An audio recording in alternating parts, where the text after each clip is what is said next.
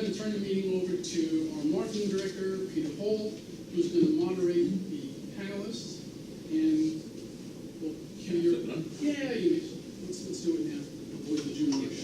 Yeah. So without further ado, Peter Hall, it's all yours.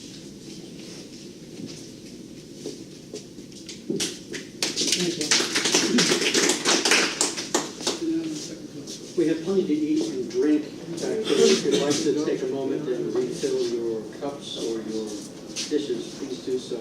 Also, if you haven't signed in over here, please do so, because we have monthly freebies that we send out to our members. So if you'd like to get those, please make sure your name and email address is on the list. Our first speaker is a serial entrepreneur. He's an expert in conceptualizing, developing, and launching software in the creative and marketing space. He's the founder and chief strategy officer of Live Technology Holdings, which is a dominant player in marketing automation, visioning, and customization. You're probably not going to see that brand name anywhere, but it's the engine under many brand names that you probably are familiar with that he will tell you about. He's on the advisory board for the Stable Accelerator, African Angels Network, Health at Work, and on the board of 5 companies where his role is to advise businesses how to leverage technology as both a strategic and investment opportunity.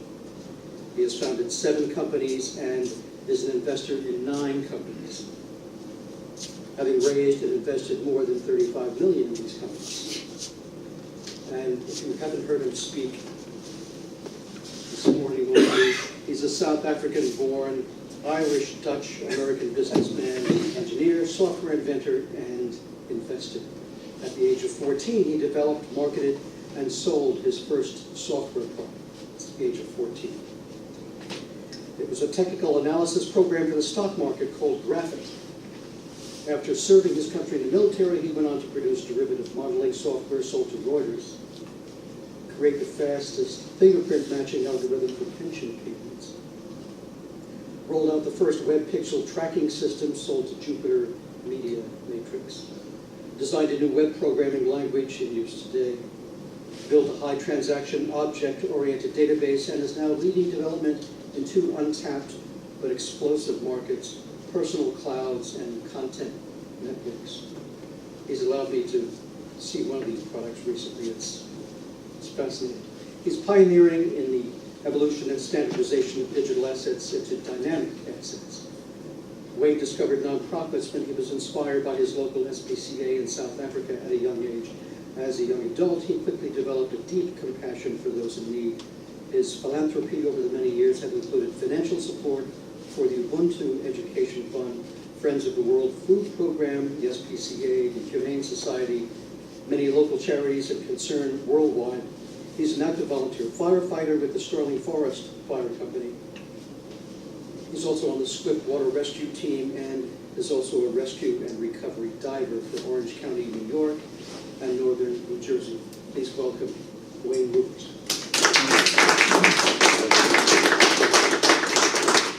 That sounds a lot better than it is. So, a very interesting thing about Converge, just a little snippet. Who here knows who Jack Dorsey is? He's the guy who founded Twitter. And a few years ago, he took 3 different bits of technology that existed. He didn't build them. One of them was a standard switching way that you could switch money. And he bought the company for $6.5 million. He found a small Taiwanese company that had taken a standard magstripe reader and turned it into an audio jack. So you could actually read a magstripe through an audio software on any device. And he bought them. And then he actually bought a small company that had integration into those networks. And he made himself for the second time a billionaire by doing that. His total investment was under $9 million, and he made $1.3 billion worth of market cap for himself by creating what we all know as Square, and allowing an entire industry that was dominated by Verifone in the US to now open up credit card acceptance by everyone. And you'll find we've got it in our office park, we've got a full-time squash coach who charges for lessons. and uses that device. Could never have done it before. A lady who runs a wellness center, you can charge. So those are just some of the things. Convergence drives disruption. So I'm going to take you back a little bit. 1996. Anyone remember this logo? Amazon. Amazon.com. That's what Jeff Bezos started with. So he was working in Wall Street as a techie. Earning a nice salary as you do in Wall Street. But he started looking at what was happening in the internet. He actually founded in 1994. And he did a few things that were very neat. He actually, as his tables, he bought second-hand doors. And the reason he did that is he put the trestle down, put the door on it, and where the handle was where the cables would come up to house it. And still to this day, Amazon does that. He's true by his word. He's very frugal, very, very smart. But when they started, they had no revenue. And he said, we're going to sell books. And Barnes & Noble and Borders were the two big players. Borders was slightly larger. Founded in 1879. Borders was rocking.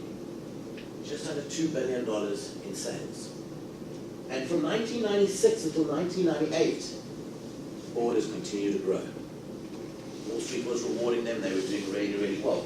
And this tiny little company received some money. Didn't do phenomenally. But from when that ended, 1998, until 2002, the growth of this company called Amazon exploded. Orders continued to grow. That's still not bad growth, from 2.5 billion at this stage to 3.5 billion. I mean, in any industry, that's not bad growth. And everyone was still rewarding Borders. And Amazon continued to grow. And the investors still didn't see a problem with Borders. And by the way, Amazon had changed their logo to that. It almost looks like a combination of National Geographic and Amazon. Very, very clever. Borders still had changed their logo. By the way, it's good not to change their logo. But these new companies, they have to figure out, because they're techies. We're not very creative people when it comes to design and stuff like that. And Amazon then overtook Borders, which I put them on the top. What's interesting is you started seeing Borders now fading. Because as Amazon hit that tipping point, people started realizing, but it wasn't just books. And this is why technology is so amazing. And if we look at it from 2006 onwards, it continued to 2011. And then it continued from 2011. Look at the growth of Amazon. It's hockey stick like you've never seen before. One of the best books you can ever read is by Malcolm Gladwell called The Tipping Point. And it talks about what makes things tip. What makes this hockey stick event. And what happened is Jeffrey Bezos realized a few things that were phenomenal. He realized that the logistics infrastructure was there. It existed. FedEx, UPS, and even the USPS. He realized that technology was there, that the connected infrastructure was there. And he realized that the people were slowly but surely moving onto this new medium called the internet. And he realized there was an opportunity. And because he didn't have to open up a physical store, where someone like Borders to expand would have to, if they wanted to now sell groceries, they'd have to buy a huge amount of either another store group, or they have to invest capital in build stores, or they have to rearrange what they had in their current store and cannibalize current. So Borders could never move from being a bookstore into being a grocery store. But once you've cracked the concept of logistics, product, distribution of what you're selling, and audience or customer, you can sell anything, as long as it can be shipped. And along this way, what Amazon did is they disrupted Best Buy, the biggest seller of DVDs. They disrupted Best Buy as the biggest seller of CDs. They disrupted CDW, they disrupted Circuit City. They disrupted all of these companies that were selling PCs. And they're even now disrupting Home Depot that sells appliances, and Lowe's that sells appliances, and to a certain extent Walmart. Walmart's done a good deal by buying Jet. But if we look at the history, you can see this is what Amazon did. For a business to get to $200 billion in revenue is fairly phenomenal. But he didn't just do one thing. He realized to make his business work, he needed hosting facilities. So he built AWS. He actually bought it from two South Africans, ironically enough. They were original employees of Amazon that moved back to South Africa. They were in Cape Town for 2.5 years building this virtualized server. And because they'd been some of the original people, he went out and convinced them to come back. That's Amazon AWS, doing $16 billion a year in revenue. He launched an e-reader to replace the book because he realized the the biggest cost of books was shipping them, printing and shipping. So why not have a device that works like ink, that has an unlimited battery? He launched Amazon Fresh to compete against grocery. That's very interesting, because he needed to change the paradigm from traditional shipping. And the whole way along that line. I'm just going to talk about a few other interesting disruptions, because people think that industries are disrupted and that's it. Disruption is constant. We look back a few years, everyone used to get the yellow pages, and everyone used to get the white pages, and the yellow pages would allow you to find your businesses in the area. In 1906, one of the largest companies in America was a company called Buggy Whip. They dominated the industry selling buggy whips. So if you had a horse-drawn cart, you had a buggy whip. Cool. And they knew about marketing way before anyone else did. And there was another company, don't you like this little logo? AT&T. The American Telegraph and Telecommunications Company. So telephone and telegraph company. What was interesting is this company, Dave Philo and Jerry Yang, came along and they created a company called Yahoo. It stood for yet another hierarchical organogram of organizations. And what they started doing, being two smart kids, and this internet thing was growing, they started literally just manually capturing a hierarchy, dividing the internet into news, into sports, and then from news into different types of news, and that's where their concept of Yahoo came along.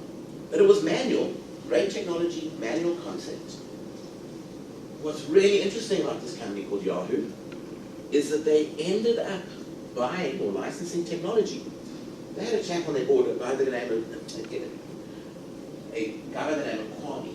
Kwame was on the board of Yahoo, worked for Sequoia, the VC company that had funded Yahoo, and he saw Larry Page and Sergey Brin create a new way of indexing the world's information, a concept called big table. And he ended up funding them. And the reason he did that, he knew that Yahoo's single biggest expense was this web crawler they'd written and the storage service to store it.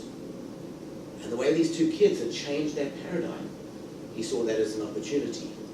And he actually brought in Google for Yahoo to license the Google technology to run their search engine, as did AOL, as did Netscape, and as did most of them. And interestingly enough, Google disrupted Yahoo. Yahoo used to be one of Google's biggest clients. Now what is interesting about Google is Google never had in their business model to provide a search engine for the consumer. It was always to provide the search engine for these big players to provide to their consumers. But they had a little test site called google.com where their engineers could go in and see the speed that had no ads in it, because Yahoo had taken on the model of the newspaper. And the newspaper was all about a front page with as much information relevant to you on that front page. And what Yahoo had done is mimic that, to put your sports stores and your horoscope and your news articles all in front of you. And Google, because it was a bunch of techies, they just wanted to test their own little search. They had google.com. You could test how fast it was. Had nothing else. And a few super smart mavens, if you read the Malcolm Gladwell book, they call them mavens, went in and played around with it and started using that as their search engine. No advertising, nothing. And there were other models out there. There's a guy called Amit Kardashtani, who was the smartest guy. And without Amit Kardashtani, Google wouldn't be where they are today. Eric Schmidt was a great driver. What's interesting about the Buggywood Corporation, it wasn't that Ford went after the Buggywood Corporation. It was that Henry Ford, after going bankrupt twice, Henry Ford changed the concept of needing horses. We talk about clean energy now. The biggest problem we had in those days was the horses shitting all over the place in all these cities. It was a major problem. There was major dysentery, major health problems, and everyone was talking about it. The car was the answer. It was clean, because it didn't crap in the streets. And this actually exploded. By the way, there were electric cars way before Henry Ford, and that was the most common one. The combustion engine was the thing that made it a reality. Why? Because we had the concept of storage, which we didn't have in batteries. We still don't really have in batteries. I have a Tesla out there, but I can only drive 300 miles. In a car, I can fill it up and refill it. Even 300 miles is phenomenal. Ford, in turn, has been disrupted by a super smart, ironically enough, another South African, who actually took what already existed. Elon Musk founded PayPal, co-founded PayPal, and he took Tesla. He didn't co-found Tesla like everyone thinks. He invested in Tesla. And he realized one of the most important things about being successful. The idea is worth nothing. Zilch, zero, nothing. And anyone who believes an idea is worth something, go back to sleep. It's not going to work. The most important thing is taking an idea and executing, building on it. And even that is worth not much. Because the only thing that makes things successful is distribution. How do you get people to embrace or buy what you produced? So move away from this valuing of ideas and say, I have a great idea I need to do. That should be 1% of your time. We all have ideas. We wake up in the morning. Turning that idea into reality, that's really hard. And even that doesn't guarantee success. What Elon Musk knows is how to turn these things into success. SpaceX, Tesla, Solar City, great idea, bad execution. He's bought it now. And he is one of the masters at actually creating a process to make things successful, taking different types of technology, binding them together to make them work. And if we look at AT&T, AT&T hasn't been fully disrupted.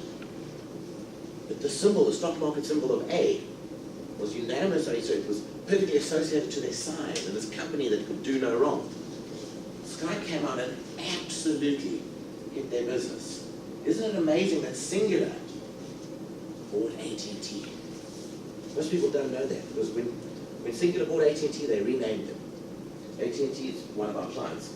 Skype disrupted them. A bunch of kids out of Sweden building a mechanism. And they took a technology that existed called voice over IP, and they commercialized it by making it free for people to talk.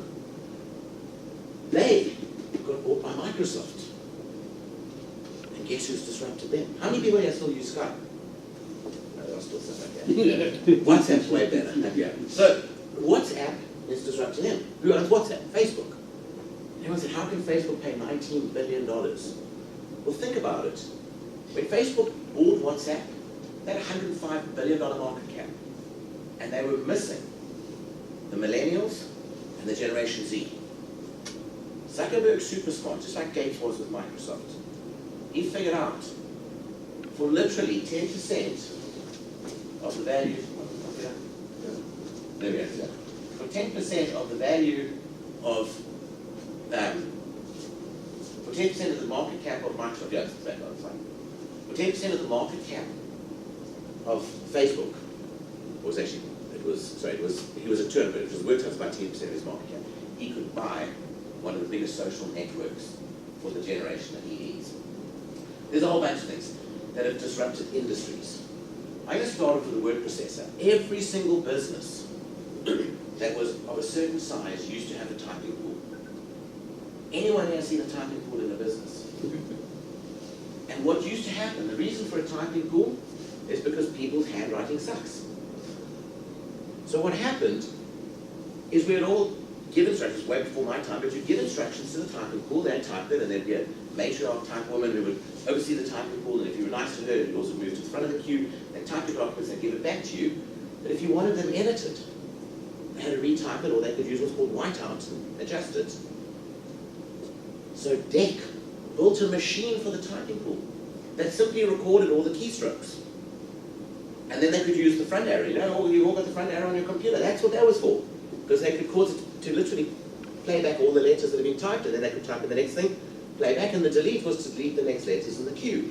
That was the first word processor. But that entire industry, which existed in every business, is gone. Massively. Millions of jobs gone.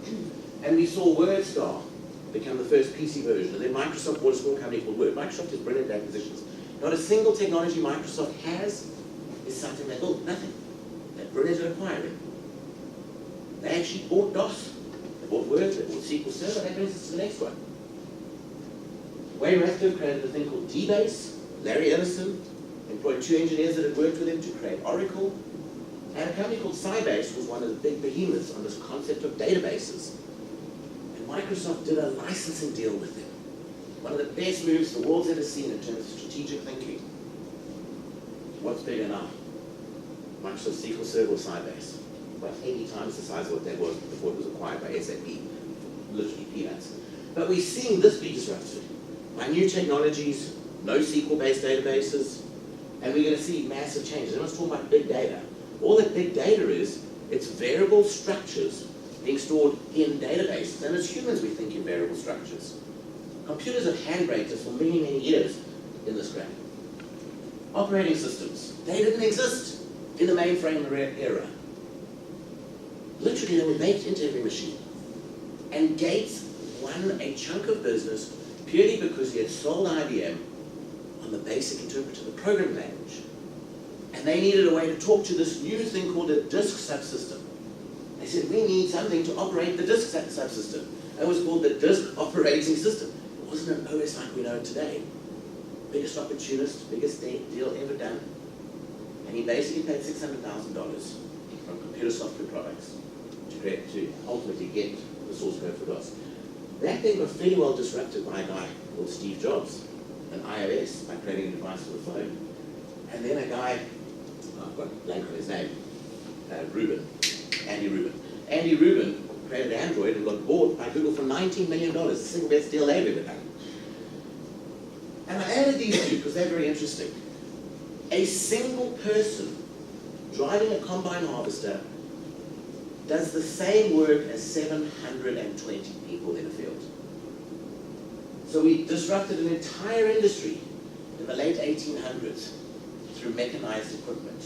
And this is one of the areas that you're going to see as I continue, is one of the biggest areas ripe for change. Assembly lines. Henry Ford changed the concept of factories where we all worked on one car and a whole bunch of other people worked on another car and everyone else worked on another car, to each one of us having one role. My role would be change the wheel. As the thing came on, bolt the wheel on. The next machine came, bolt the wheel on. The next machine came on, bolt the wheel. Repetitive tasks, turning humans into robots. And that changed the production landscape forever. The sad thing is, and it's actually a good thing, those same people can be replaced by robotics and mechanics. Cool. The biggest areas of change we're going to see is we are looking at cloud computing, especially for startups. In the old days, when I started Life Technology, I had to buy servers. I literally couldn't afford them. And I would scrape. And I would literally kick people off and do all types of things because I couldn't buy the servers. Why? Because I had to buy a server, which was way more than I could make.